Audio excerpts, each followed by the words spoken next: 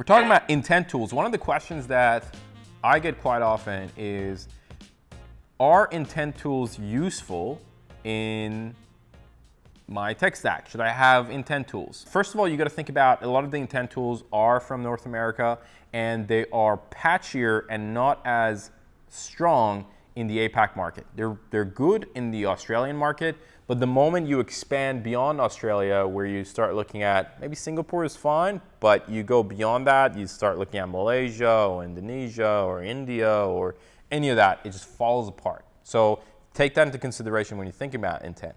Intent data can be useful, okay? It can be useful, but in my opinion, if you're starting with ABM, you don't necessarily need it.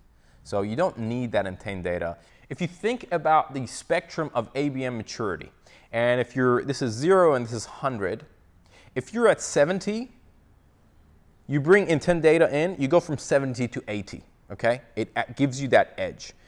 It's not going to take you from 0 to 10. It's not going to do that. So if you are looking at starting ABM or you're in the early days, I wouldn't advise that.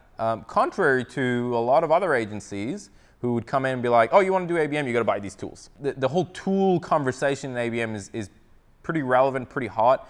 One analogy that I heard about it was, credit goes to Tim Davidson.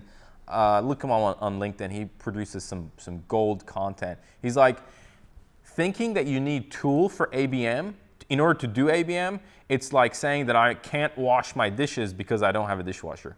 Love that analogy. It's just so good. So that's what I would say when it comes to intent data or tools in general when it comes to ABM. Your ABM strategy comes first. Think about strategy first, and then tactics, and then think about tools so that tools don't drive your strategy. That's it. See you later. Peace.